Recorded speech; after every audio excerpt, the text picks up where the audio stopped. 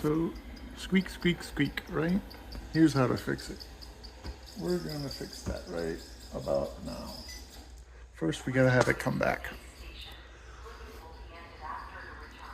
What you wanna get is one of these. And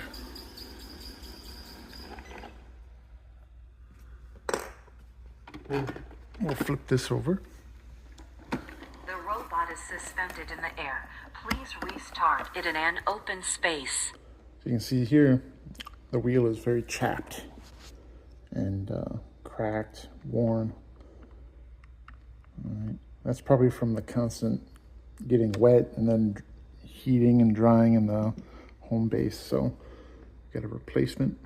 It's about the same. You can find that on Amazon. And you just pull this straight out and put the other one back in. So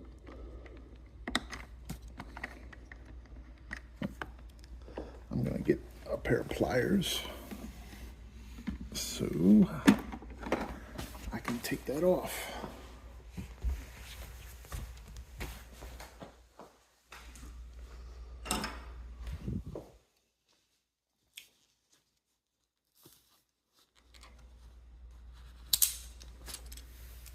Right, there we go.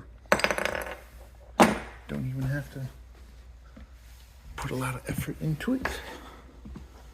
I'm gonna keep the old one just in case I need that part later, but all I really needed was the wheel.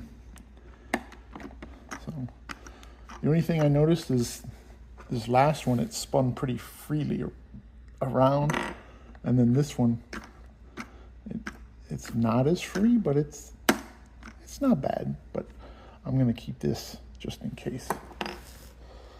So let's flip this over and see if it still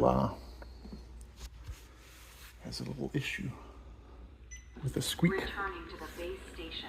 Cleaning will be ended after the return. Positioning. Please do not move the device.